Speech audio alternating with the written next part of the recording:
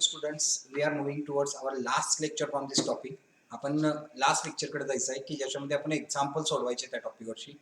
जर या टॉपिकवरची एक्झाम्पल्स आपण बघायचे झाले ते खूप सोप्या पद्धतीने दिलेले आहेत आणि ही जे एक्झाम्पल्स आपल्याला दिलेले असणार आहेत हे एक्झाम्पल्स आपण आता सोडवायचे आहेत. सगळेच्या सगळे एक्झाम्पल्स तुम्ही मला नोटबुकमध्ये सोडवून दाखवायचे आहेत विथ लॉगच्या व्हॅल्यू. मी काय सांगितलेलं ऐकवलं असेल का बघा. तर ए बी सी डिव्हिजन किंवा कोणती डिव्हिजन असून दे, सगळ्यांनी ह्याच्यामध्ये जे सॉल्व्ड एक्झाम्पल्स आहेत ते सॉल्व्ड एक्झाम्पल सगळे मला सोडून दाखवायचे आहेत. ठीक आहे. तर त्यातले काही मी ठराविक तुम्हाला दाखवणार आहे, कारण का सगळेच्या सगळे पॉईंट टू पॉईंट सोडून दाखवतो म्हटला तर आणखीन आपल्याला एक 4-5 एक्झाम्पल्स लागतील आणि ती पुस्तकं सोडून दिलेली आहे. तिथं साईडला सोडवलेलं बघायचं आहे. तुम्ही फक्त लॉगनं कॅल्क्युलेशन करायचं आहे. बेरीज वजाबाकी लॉग नसेल ती करायची आहे. मी तुम्हाला याच्या आधी सांगितलेलं आहे की कशा पद्धतीने लॉग बघायचा, कशा पद्धतीने त्याची बेरीज करायची, कशा पद्धतीने पहिला स्ट्रक्चर तयार करून घ्यायचं, कशा पद्धतीने त्याच्या गिव्हन व्हॅल्यूज द्यायचे. ठीक आहे. हे सगळं तुम्हाला सांगितलेलं आहे. त्याचा उपयोग करायचा आहे आणि ह्या पद्धतीने हा एक्झाम्पलचा पॉईंट आपण पूर्ण करायचा आहे. मी तुम्हाला याच्या आधी सांगितलेलं आहे हा टॉपिक 12वी साठी नवीन घेतलेला आहे. त्यामुळे बोर्ड परीक्षेमध्ये याच्यातलं एकही एक्झाम्पल आजपर्यंत विचारलेलं नाही आहे. त्यामुळे कोणते एक्झाम्पल्स विचारू शकतात हे त्यांचं त्यांनी ठरवणार, कारण आपण सांगू शकत नाही की ह्याच्यावरचं एक्झाम्पल्स खूप वेळा विचारलेलं आहे हे तुम्हाला परीक्षेला पडेलच असं नाही. हे नवीन टॉपिक असल्यामुळे तुम्हाला याच्यावरचं कोणते एक्झाम्पल तुम्हाला विचारलं जाऊ शकतं. ठीक आहे. आता एक्झाम्पल सॉल्व्ह करताना बघा, तर तुम्ही माझ्याबरोबर सॉल्व्ह करायचा आहे. तुमच्यासमोर पुस्तक पाहिजे, पुस्तक नसेल तर जो आपला सिलेबस आहे तो सिलेबस तरी पाहिजे. आता माझ्याकडे पुस्तक नाही आहे त्यामुळे मी काय केलेलं आहे तर मोबाईल मधलं सिलेबस घेतलेला आहे. ठीक आहे. तो पाहिजे तुमच्या समोर, प्लस एक रफ पेज पाहिजे की ज्या रफ पेज मध्ये तुम्ही काय केलं पाहिजे तर ते माझ्याबरोबर एक्झाम्पल सोडून दाखवायचं. मी काही मोजकी ठराविक एक्झाम्पल्स तुम्हाला काय करणार आहे तर सोडून दाखवणार आहे. ठीक आहे. तर आपण बघा पेज नंबर 50 वरती जायचं आहे. सगळ्यांनी पेज नंबर 50 काढा. पेज नंबर जर 50 काढला तर हे बघा, तुम्हाला कोणत्याही पॉइंट मध्ये जर प्रॉब्लेम असेल तर हा व्हिडिओ तुम्ही तिथंच पॉज करायचा, तुम्हाला लागणारा वेळ जो आहे तो घ्यायचा आणि मग तिथून पुढे प्ले करायचा. म्हणजे बघा तुम्ही 50 पेज काढा म्हटलं तुम्ही लगेच काढू शकणार नाही. पॉज करायचा, मग नंतर प्ले करा ज्यावेळी तुम्ही तयारी होईल त्यावेळी. पण तो एक्झाम्पल तुम्ही सोडवत जायचं आहे पॉईंट टू पॉईंट, मी सांगेल त्या पद्धतीने. ठीक आहे. तर पहिलं एक्झाम्पल दिलेलं आहे बघा. A week monobasic acid is 0.05% dissociated. काय म्हटलेलं आहे बघा. A weak monobasic acid is 0.05 dissociated. A weak monobasic acid is 0.05% dissociated in 0.02 molar solution. Calculate dissociation constant of weak acid. ठीक आहे. तर weak acid चा dissociation constant विचारलेला आहे. म्हणजे आपल्याला व्हॅल्यू जी विचारलेली आहे ती पहिला मी लिहितो बघा. तुम्हाला सांगितलेलं आहे पहिलं एक्झाम्पल आहे मी 1 नंबर लिहितोय. तर काय ज्या गिव्हन व्हॅल्यूज त्या पहिला लिहायच्या. गिव्हन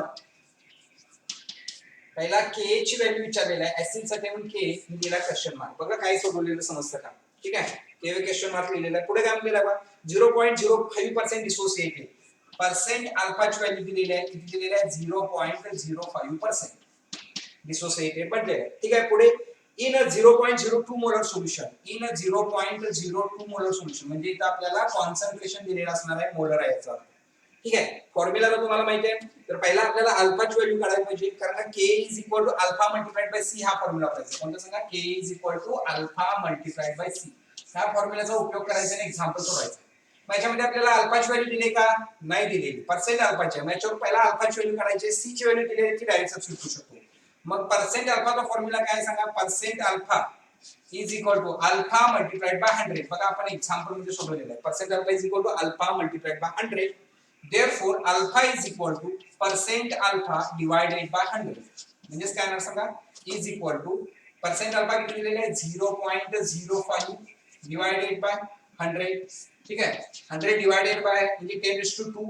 10^2 वर गेलं की 10^-2 आणि हे 2 आहेत. म्हणजेच काय होणार is equal to लिहिलेलं समजतं का 5 into 10^-4. हे आपल्याला व्हॅल्यू मिळाली. किती मिळाली सांगा. 5 into 10^-4 मिळाली. बघा 100 म्हणजे 10^2. डिनॉमिनेटर न्यूमरेटर लागला की 10^-2. मग 0.05 मल्टिप्लाइड बाय 10^-2 एवढं शिल्लक राहिलं. म्हणजेच हे एक घरात थोडं सरकवलं 10^-3 होणार आणि दुसऱ्या घराला थोडं सरकवलं की 10^-4 होणार. सबस्टिट्यूट करा फॉर्म्युलामध्ये Ka is equal to alpha multiplied by C is equal to 5 into 10^-4. आता हे सुद्धा मी करून घेतो बघा त्याच पद्धतीने. हे तुम्हाला जमलं पाहिजे पॉईंट थोडं सरकवायला. हा एक घरात पॉईंट थोडं सरकवला तर 0.2 into 10^-1 येणार. जर दोन घरांनी सरकवला तर 2 into 10^-2 येणार. म्हणजे काय असणार 2 into 10^-2. ठीक आहे. 5 दोन्ही 10. 10 मिळालेला आहे इंटू -4 - 2 -6 10^-6. बघा आन्सर किती आलेला आहे.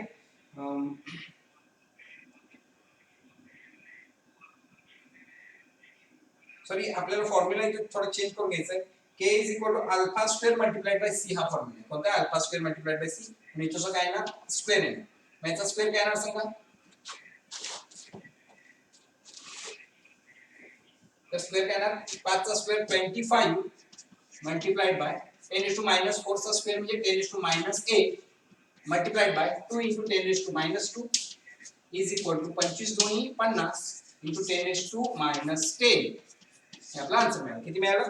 k is equal to 50 into 10 to -10 हे आपल्याला आन्सर फायनल मिळालं. किंवा आपण जे कन्वर्ट करू शकतो 5 into 10 टू -9 किती सांगा 5 into 10 टू -9. तर मला एक्झाम्पल कशा पद्धतीने सोडवलेलं आहे ते अशा पद्धतीने तुमचं एक्झाम्पल आलं पाहिजे. याच्यात लॉगचं काही कॅल्क्युलेशन सगळं तोंडी कॅल्क्युलेशन आपण इथे केलं.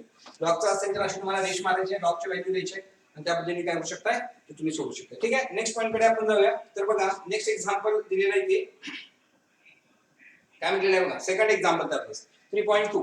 ठीक आहे. The dissociation constant of NH4OH is 1.8 into 10 to -5. ठीक आहे. सेकंड एक्झाम्पल दिलेलं आहे. The dissociation constant of NH4OH is 1.8 into 10 to -5. Dissociation constant म्हणजे कोणाची व्हॅल्यू दिलेली आहे परत k ची व्हॅल्यू दिलेली आहे. k is equal to 10 to -8. ठीक आहे. Sorry 1.8 into 10 to -5. 1.8 into 10 to -5. ठीक आहे. पुढे बघा काय म्हटलेलं आहे. Calculate it degree of dissociation of 0.01 molar solution. c ची व्हॅल्यू दिली. c is equal to 0.01. आता हे सुद्धा आपण कन्वर्ट करून घ्या 1 into 10 to -2. बघा समजलं का काय. ठीक आहे. फॉर्म्युला काय आहे बघा. तर अल्फा इज इक्वल टू हाच फॉर्म्युला घ्यायचा आहे. हा काय ना सांगा k is equal to alpha square multiplied by c. Therefore alpha is equal to square root of k divided by c. Direct formula substitute करायचं. is equal to k ची value किती दिलेली आहे 1.8 into 10 to -5 divided by c ची value दिलेली आहे 1 into 10 to -2. दोन्ही substitute केला स्क्वेअर रूट काढायचं. ठीक आहे.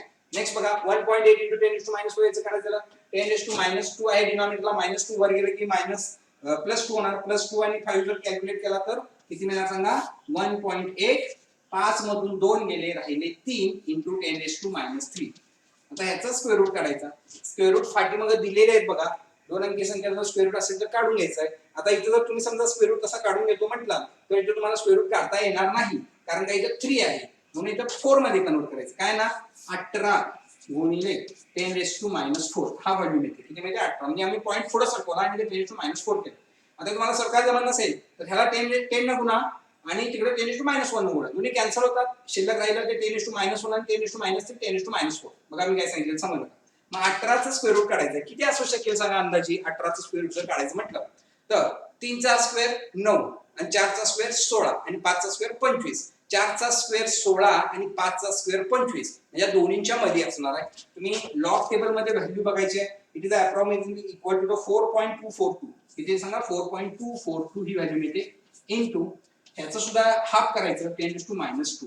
हे आपल्याला अल्फाची व्हॅल्यू मिळाली. We have to calculate the degree of dissociation. आपल्याला विचारलं होतं ते आपण काय केलेलं आहे calculate its degree of dissociation आपण काढलेलं आहे 0.04242 मिळते. किती मिळते 0.04242 किंवा अशा पद्धतीने लिहिलं तरी चालतं. ठीक आहे. याच्यामध्ये सुद्धा आपल्या लॉग टेबलचा उपयोग नाही त्यामुळे मी लॉग बघितलेलं नाहीये. तुम्ही मात्र लॉग बघायचे आहेत. व्हॅल्यू साईडला मला एक रेश मारून लॉगच्या व्हॅल्यू लिहिलेल्या हा काय असल्या पाहिजे दिसल्या पाहिजे. ठीक आहे. त्याच्या पुढचं एक्झाम्पल आहे बघा. आता ह्याच टाइपचे काही एक्झाम्पल्स दिलेले आहेत ते तुम्ही होमवर्क साठी सोडवायला घ्यायचे. हे मी सोडून दाखवलेले ते तुम्ही सोडवा.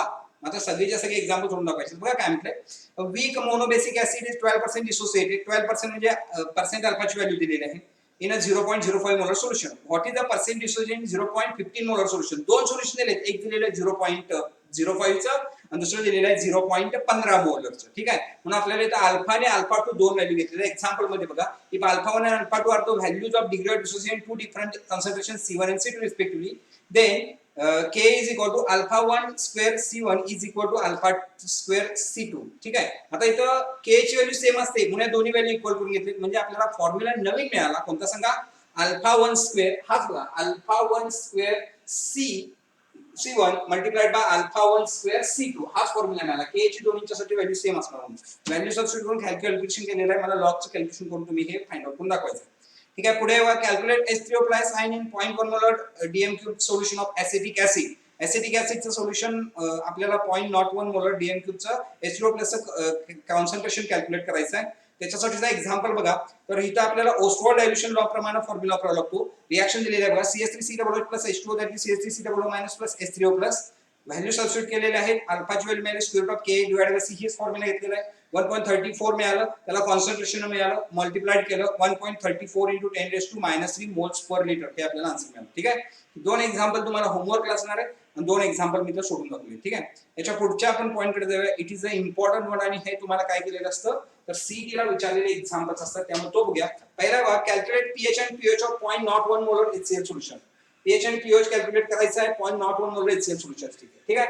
रिएक्शन दिलेलं आहे, रिएक्शन आपण नाही लिहिली तरी चालेल, तुम्हाला माहित असलं पाहिजे की 0.01 मोलर HCl सोल्युशन आहे, याचा अर्थ ते ऍसिडिक सोल्युशन असणार. म्हणजे तुम्हाला कॉन्सन्ट्रेशन कोणाचं दिलेलं आहे सांगा, H3O+ दिलेलं आहे. म्हणजे आपण याला concentration of H3O+ is equal to किती दिलेलं आहे सांगा, 0.01. 0.01 म्हणजे काय, 1 × 0.01 म्हणजे काय, 1 × 10⁻² मोलर, हे आपल्याला कॉन्सन्ट्रेशन दिलेलं आहे. आता pH चा फॉर्म्युला तुम्हाला माहिती आहे काय सांगा, pH is nothing but -log⁻10 concentration of H+ ion किंवा H3O+ आयन. ठीक आहे, हा फॉर्म्युला माहिती आहे. याच्या सबस्टिट्यूट करा, -log⁻10 into bracket 1 × 10⁻². काय घेतलेलं सांगा, 1 × 10⁻². आता ह्याचं कसं सोडवणार बघा, मी तर सगळ्यांनी लक्ष देऊन बघायचं आहे. सोडवलेलं आहे ते त्या पद्धतीने सॉल्व्ह करून वहीमध्ये परत एकदा दाखवायचं. ठीक आहे. मी असं हे आता फोडून घ्यायचं आपण. इज इक्वल टू मायनस आहे तसं ठेवा बाजूला, ब्रॅकेट मध्ये घेतो का, log⁻1. पहिला काय घेतलं, log⁻1 घेतलं. मल्टिप्लिकेशन लॉग मध्ये साथ मी प्लस केलं आणि log⁻10⁻². काय येतं सांगा, log⁻10⁻². म्हणजे तुम्ही हा ब्रॅकेट फोडला, समजलं का काय घेतो, मायनस स्क्वेअर मध्ये log⁻1 0.0000. 1 ची कॅरेक्टरिस्टिक येते 0 आणि 10 चा लॉग 0 मध्ये बघितला तरी तो सुद्धा 0 येतो बघा. लॉग टेबल शेजारी डिग्रीचा एक्झाम्पल सोडताना प्लस हे सोडवायचं असेल तर अशा पद्धतीने -2 log⁻10 हा फॉर्म्युला आपल्याला मिळतो. तुम्ही मॅथ्स मध्ये शिकलेला की जिथं रेस टू टर्म असते ती लॉगच्या आधी घ्यायची असते, रेस टू टर्म असते ती लॉगच्या आधी घ्यायची असते. काय सांगितलं समजलं, रेस टू टर्म जी असते ती लॉगच्या आधी घ्यायची, म्हणून -2 आधी घेतलं, log 10 आहे तसं हे 0 आहे निघून जाणार, म्हणून मायनस इन ब्रॅकेट -2 log 10 ची व्हॅल्यू मला सांगा. 10 ची कॅरेक्टरिस्टिक 1 येणार, कारण का दोन अंकी संख्या म्हणजे कॅरेक्टरिस्टिक 1 येणार, मी 1 लिहिलं. परत 10 चा 0 मध्ये लॉग बघा, 0 मिळणार, 0 0 0 0. ठीक आहे. म्हणजेच -2 मल्टिप्लाय केला की 2 मिळालं. किती मिळालं सांगा, 2. म्हणजे pH ची व्हॅल्यू किती मिळाली, 2 मिळाली. मग pOH ची किती असेल सांगा, दोन्ही सांगू शकताय. pH आणि pOH ची जर व्हॅल्यू कॅल्क्युलेट केला, pH + pOH is equal to 14 असलं, म्हणजे 14 मधून 2 गेले, राहिले 12 मिळाले. किती मिळाले सांगा, 12 मिळाले. ठीक आहे. ह्या पद्धतीने आपल्याला काय मिळालं सांगा, आन्सर मिळालं की ज्याच्यामध्ये आपल्याला pH ची व्हॅल्यू 2 मिळाली आणि pOH ची व्हॅल्यू 12 मिळाली. समजलं. 2 मार्काला एक्झाम्पल विचारतात, CT ला एक्झाम्पल विचार, कारण ह्याच्यात नीट JEE चा एक्झाम्पल असतात, कारण ह्याच्यात मी सगळं तोंडी सोडवलेलं आहे आणि लॉग टेबल अलाउड नसतो CT ला किंवा नीट JEE ला. तेव्हा असे तोंडी सोडवणारे एक्झाम्पल असतात, हे सगळे मी तोंडी सोडवले असतील. इथं जर समजा तुम्हाला व्हॅल्यू याची असेल तर ती दिलेली असते ब्रॅकेटमध्ये. नीट JEE ला ही व्हॅल्यू ब्रॅकेटमध्ये तुम्हाला दिलेली असते. For example √18 is equal to 4.242. मग तुम्हाला याच्यावरून आन्सर काढायचं असतं. समजलं का, हे सगळे तोंडी एक्झाम्पल सोडवणारे आहे. पुढचं एक्झाम्पल आहे बघा, ते एक एक्झाम्पल मी तुम्हाला सोडून दाखवणार आहे. pH of a solution is 33.12. Calculate the concentration of H3O+ आहे. आता रिव्हर्स एक्झाम्पल दिलेलं आहे, ते मी तुम्हाला सोडून दाखवतो. हे सगळे एक्झाम्पल्स तुम्ही लॉगचा वापर करून साइडला लॉग लिहून मला लिहून दाखवायचे आहेत. ठीक आहे. नेक्स्ट एक्झाम्पल जाऊया. 3.6 example number 3.6. pH of a solution is 3.12. pH दिलेला आहे तुम्हाला. ठीक आहे. pH is equal to 3.12. Calculate the concentration of H3O+ ion. You have to calculate the concentration of H3O+ ion. हे एक्झाम्पल दिले. ठीक आहे. हाच फॉर्म्युला वापरायचा आहे. मगाशी काय केला, ही व्हॅल्यू काढला, ह्याचा वापर करून आता ही व्हॅल्यू काढायची, ह्या सगळ्यांचा वापर करून. ठीक आहे. फॉर्म्युला मी तर परत लिहित नाहीये, इथंच आहे. pH is equal to -log of concentration of H3O+ ion. आता आपण काय करायचं आहे, तर त्या व्हॅल्यू सगळ्या इकडे रिव्हर्स घ्यायचे. म्हणजे काय होणार सांगा, concentration of H3O+ ion is equal to काय ना सांगा, concentration of H3O+ ion is equal to आपल्याला हे सगळ्या व्हॅल्यू त्या बाजूला गेलेल्या असतील. ठीक आहे. दॅट इज -pH, मी तर लॉग आहे तसं ठेवतो, log base to the 10 concentration of acid is equal to minus pH. इथे घेतलेलं रेसिड्यू पीएच किती दिला आहे -3.12 दिलेला आहे. ठीक आहे. तर ह्या पद्धतीने आपल्याला फॉर्म्युला मिळाला. पण फक्त मी मायनस टॅब्लेट लिहिले बाकी काही लिहिलं नाही. आता हे जर आपल्याला एक्झाम्पल सोडायचं असेल तर तुम्ही एक सगळ्यांनी लक्षात ठेवायचं आहे महत्त्वाची गोष्ट. इथे मी तुम्हाला जी शिकवणार आहे ती आपल्याला 3 टॉपिक मध्ये लागते. फॉर एक्झाम्पल इलेक्ट्रोकेमिस्ट्री मध्ये लागते, थर्मोडायनामिक्स मध्ये सो लागते की निगेटिव्ह टर्मचा अँटीलॉग कसा बघायचा तो इथे बघायचा. ठीक आहे. आता जर समजा तुम्ही काय केला तर हे लॉग ह्या बाजूने नेला तर अँटीलॉग होणार. मग अँटीलॉग तुम्हाला कुणाचं फाइंड आउट करायचं आहे 3.12 चं.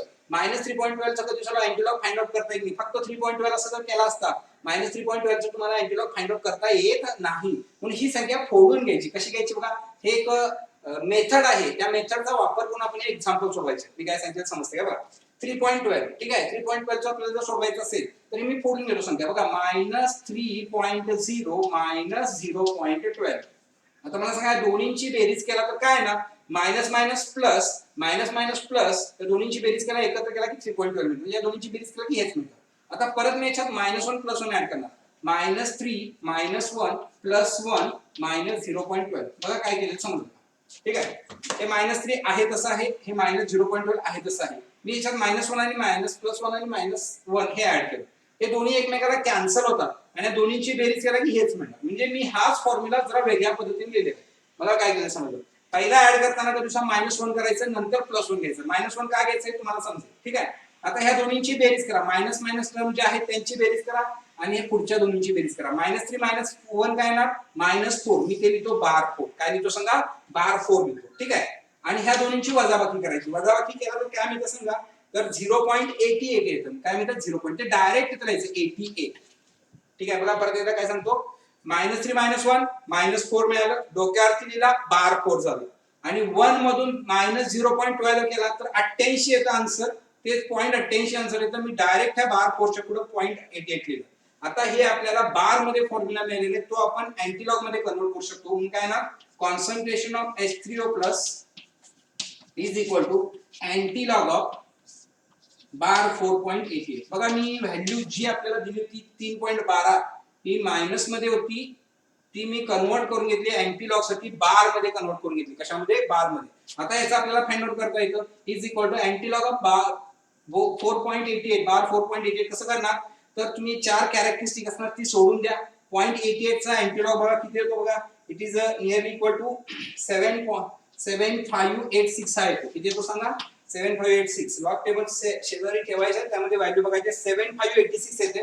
बार 4 आहे म्हणून मी 10⁻⁴ लिहितो आणि पहिल्या घरानंतर पॉइंट लिहितो 7.586 × 10⁻⁴. ही बार 4 आहे तसं -4 इथं घेतलं आणि आन्सर मिळालं 7.586. मला व्हॅल्यू किती मिळाली होती 7586 मिळाली होती. 7586 मी पहिल्या घरानंतर पॉइंट दिला आणि बार 4 आहे तसं लिहिला. समजा इथे चुकून 4 असतं तर मी मायनस काढून टाकलं असतं आणि तिथं फक्त +4 ठेवलं असतं. ह्या पद्धतीने आपण अँटीलॉग निगेटिव्ह टर्मचा बघितलेला आहे. आपल्याला जे विचारलेली व्हॅल्यू कॉन्सन्ट्रेशन ऑफ H3O+ इथं आपण कॅल्क्युलेट केलेली आहे. बघा हा फॉर्म्युला खूप महत्त्वाचा आहे आणि या फॉर्म्युला शिकवताना ह्या पद्धतीने आपण साइडवर जायचं आहे. त्या पद्धतीने आपण काय करायचं आहे तर एक्झाम्पल्स बघायचे. बघा सोडताना कसं सोडवायचं जी व्हॅल्यू दिलेली असते तर -3.0 -0.12 ही व्हॅल्यू फोडून घेतली. पॉईंटच्या अलीकडचा अलीकडे घ्या पॉईंटच्या अलीकडचा नंतर घ्या. मग काय करायचं -1 +1 याच्यामध्ये ऍड करायचं. काय ऍड करायचं -1 आणि +1 याच्यामध्ये ऍड केलं. ठीक आहे. -3 आणि इथं काय मिळालं सांगा -3 -1 -4 म्हणजे बार 4 मिळालं 0.88. ठीक आहे. आणि ह्या 1 मधून 0.12 वजा करायचं. 1 मधून काय करायचं 0.12 वजा करायचं. तर 1 मधून 0.12 वजा केला की 1 - 0.12 तर आन्सर केला तर 0.88 येतं. म्हणजे सांगा 0.88. तर तुम्ही काय करायचं तर ह्याचं जे आन्सर मिळालं असेल त्याच्या डायरेक्ट पुढे 0.88 लिहायचं. काय ना त्याच्या पुढे डायरेक्ट 88 लिहायचं. म्हणजे आपल्याला हे आन्सर मिळतं 4.88. मग इकडचं लॉग जे आहे ते पलीकडे न्यायचं म्हणजे अँटीलॉग आलं. अँटीलॉग ऑफ 4.88 मिळालं. अँटीलॉग कसा बघणार तर 0.88 चा 00 मध्ये बघायचा. किती व्हॅल्यू मिळते सांगा 7586 मिळते. किती मिळते 7586. मग बार 4 लिहायचं असेल तर मी इथं पहिल्या घरातून पॉईंट लिहिणार आणि बारचं -4 लिहिणार 10⁻⁴ मिळालं. व्हॅल्यू काय मिळाली 7.586 × 10⁻⁴. ही आपल्याला काय मिळाली व्हॅल्यू मिळाली. या पद्धतीने आपण H3O+ ची काय करू शकतो तर कॉन्सन्ट्रेशन काढू शकतो. इथे ही मेथड आपण ही नवीन शिकलेलं ती सगळ्यांनी लक्षात ठेवायची. ठीक आहे. आता बघा ह्याच्यात जर आपण गेलो तर आणखीन 2 एक्झाम्पल दिलेले आहे की तुम्ही होमवर्क साठी घ्यायचे. नेक्स्ट आहे बघा a weak monobasic acid is 0.054% dissociated in a 0.25 molar solution. What is the pH of the solution? ठीक आहे. मग तिथं रिॲक्शन लिहिलेलं आहे आपल्याला जी ज्या पद्धतीने ओस्टोवा डायल्युशन लॉ लागते तशी याचे दॅट गिव्स H2O ही रिॲक्शन बघा अल्फा पर्सेंट डिसोसिएशन त्याच्यावरून अल्फाची व्हॅल्यू काढलेली आहे H2O plus alpha multiplied by C केली आणि पीएच मध्ये सबस्टिट्यूट केलं एक्झाम्पल सोपं आहे लॉगची व्हॅल्यू कॅल्क्युलेट करून मला आन्सर फाइंड आउट करून द्यायचं आहे ठीक आहे पुढचं आहे बघा the pH of a monobasic acid is mono acidic base is 11.2 calculate the percent dissociation in 0.202 molar solution ठीक आहे हे सोडवायचं झालं तर pH of mono acid base म्हटलेला आहे बेस याचा अर्थ तुम्हाला पीओएच ची व्हॅल्यू दिलेली असणार आहे त्यामुळे तुम्हाला पीओएच ची पहिला व्हॅल्यू काढायला पाहिजे pOH is equal to 14 minus pH म्हणजे 14 वजा 11.2 केला की 2.8 आन्सर येतं pOH is equal to minus log of concentration of OH minus तुम्हाला calculate the percent dissociation in 0.02 molar solution म्हटलेलं आहे म्हणून ते तुम्ही लॉग ऑफ ओएच मायनस मगाशी ज्या पद्धतीने आपण सोडवलेलं एक्झाम्पल हे ह्या पद्धतीनेच काय करायचं आहे तो फॉर्म्युला मध्ये सबस्टिट्यूट करायचा आहे बघा तिथं 3 प्लस 0.2 केल्यानंतर बार 3.2 केलेलं आहे आन्सर मिळतं OH चं कॉन्सन्ट्रेशन काढलेलं आहे अँटीलॉग इज इक्वल टू बार 3.2 मग 3.2 चं बार 3.2 ची जर तुम्ही अशा पद्धतीने व्हॅल्यू मिळाली तर बघितलं फायनल आन्सर किती येतो 1.585 टू 10 टू मायनस येतं मग परत तिथं alpha square multiplied by C formula मध्ये सबस्टिट्यूट केलेलं आहे आणि पर्सेंट अल्फा डिसोसिएशन काढलेलं आहे हे एक्झाम्पल जे आहे ते महत्त्वाचं आहे 3 मार्कासाठी असणार आहे का सांगा तर याच्यामध्ये आपण ही जी 3 एक्झाम्पल सोडवलेले आहेत बघा कोणती कोणती हे एक एक्झाम्पल त्या घेतलेलं आहे हे एक्झाम्पल घेतलेलं आहे पहिला जे सोडवलेलं आहे अल्फा सी घेतलेलं आहे तिन्ही एक्झाम्पलचे ऍडिशन करून दिलेले आहे हे पण तुम्ही काय करायचं आहे तर लॉगचा वापर करायचा आहे आणि ते सोडवायचं ठीक आहे याच्या पुढे आपल्याला बघा तर एक्झाम्पल्स मध्ये आपण बघायला गेलो तर हेंडरसन आणि हसेलबाल्च इक्वेशन वरची दोन एक्झाम्पल्स राहतात बघा एक्झाम्पल नंबर 3.9 आणि 3.10 आणि त्याच्या पुढे गेलो तर 3.11 3.12 आणि 3.13 हे तीन एक्झाम्पल राहतात ती कोणाची असणार सांगा तर it is for the called as तर कॉमन आयन इफेक्ट किंवा सोल्युबिलिटी प्रॉडक्ट असणार ठीक आहे ती आपण काय करायची आहे तर पुढच्या आठवड्यामध्ये नेक्स्ट लेक्चरला ती एक्झाम्पल्स बघायचे ठीक आहे आपण इथं काय करूया तर आजचं लेक्चर थांबूया तुम्हाला होमवर्क जो सांगितलेला आहे तो सगळा होमवर्क तुम्ही पूर्ण करायचा आहे आणि त्या पद्धतीने नोटबुक मध्ये जेवढे एक्झाम्पल्स पीएच आणि पीओएच पर्यंत झालेले ती मला सगळी सॉल्व्ह करून दाखवायचे ठीक आहे धन्यवाद